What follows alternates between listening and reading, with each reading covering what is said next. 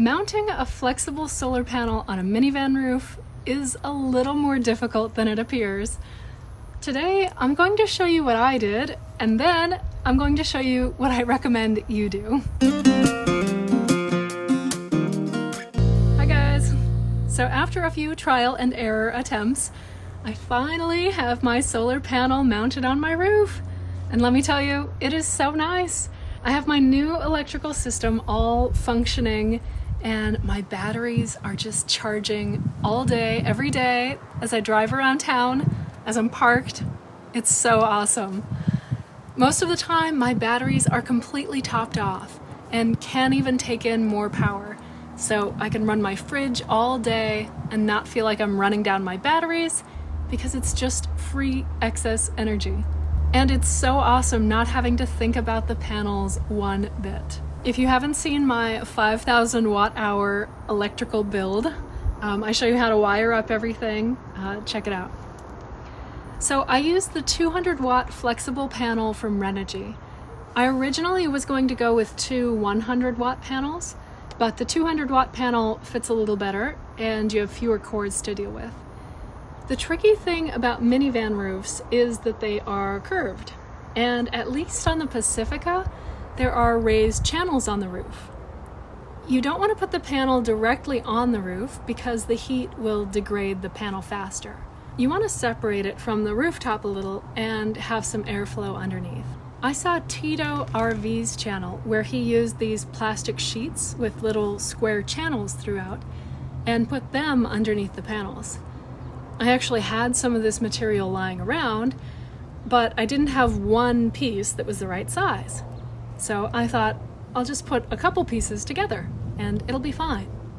Spoiler alert, I don't recommend this. Here's another hot tip: don't try magnets. I've tried all of the super strong magnets, the ones that hold 60 pounds, 100 pounds, 150 pounds, none of them worked. I've tried these with the clips. I've tried the ones with holes in the middle, putting a machine screw through over the grommet and then putting a nut on. That didn't work. So don't try it. You're just going to waste your money and your panels are probably going to fly off. However, Tito recommends using Eternibond tape, which I now agree with. I didn't have Eternibond on hand, but I did have the Gorilla brand alternative, so that's what I used. So this is the tape I used, but check this out. I didn't know they had clear. Oh, that's so much better. It looks like most of the Eternibond is white. In addition, I also used some VHB double-sided mounting tape. To mount the plastic to the panel, I tried to use spray glue to adhere the plastic sheet to the panel. Another spoiler alert, this didn't work very well. Then I placed the solar panel and used the waterproof patch tape at the front and back. I also used the VHB tape to stick down the plastic to the roof.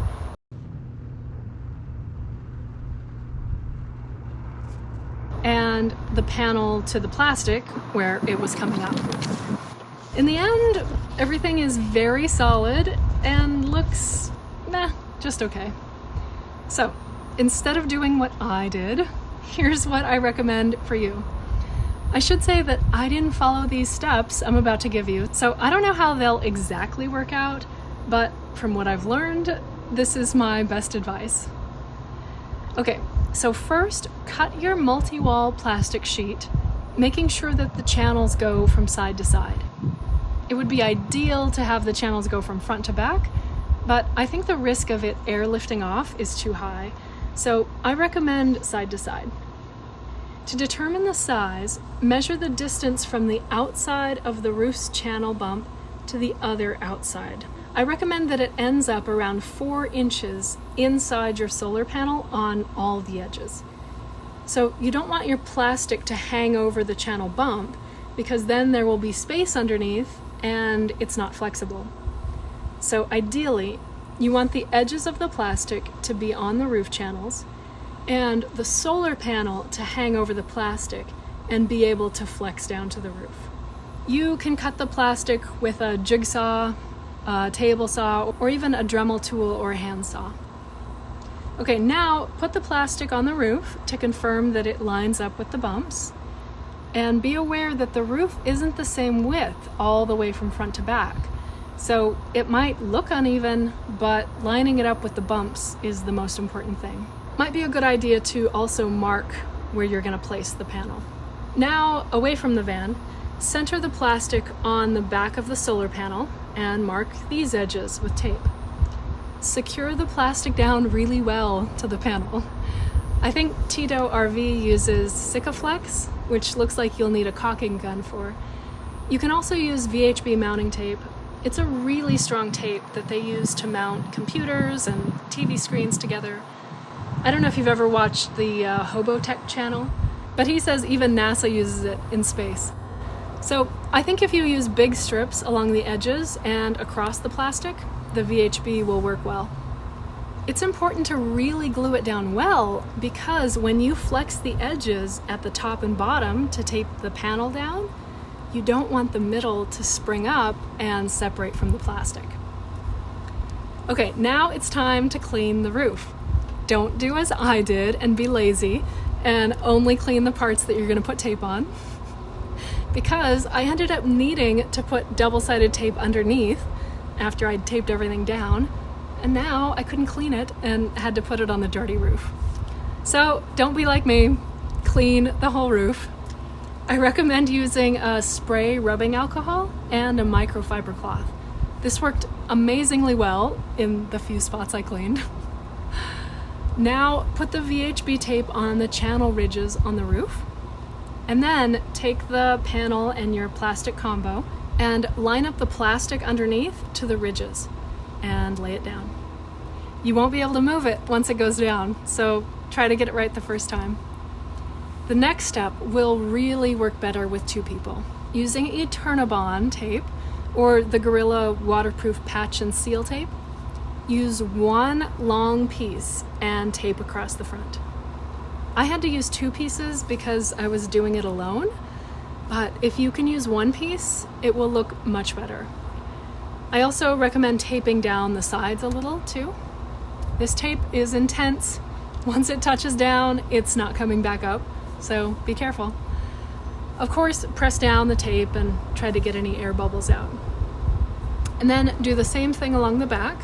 Now, depending on how that turned out, you might choose to put down some tape on the sides of the panel, just in case you're driving in a strong crosswind. You don't want the wind to be able to lift the panels off sideways. Or if you can flex the edges down easily, you could also try the VHB tape. But you do want to leave some space open for airflow. As for my cables, I just taped them down, but I might redo this and put them in a little plastic sheathing and tape that down. And then I just ran my cables in through the back door. This seems to work great. I've had my WeBoost antenna cable going through my back door for the last 2 years and haven't had any problems. We had a major rainstorm yesterday and I didn't have any leaks, but I know that some people do have leaks. So double check in a rainstorm and make sure you're not getting any water damage. But it doesn't seem to be damaging the cords at all.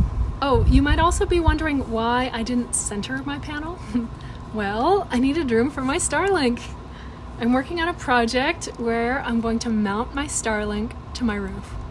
So make sure you subscribe and you can see how I do it. All right, guys, so those are my tips gained from experience on how to and how not to mount your flexible solar panel to your minivan roof. If you try my method, let me know how it works out and if you'd change anything. If you've mounted panels to your roof, please let us know in the comments what you did and how it worked. If you feel like your power situation is a pain in the butt, try permanently mounting a flexible panel. It's made a world of difference to me, and it's going to be a total game changer on trips. So if you got some value out of this video, hit the like button and be sure to subscribe to see more of my videos. Okay, thanks for watching.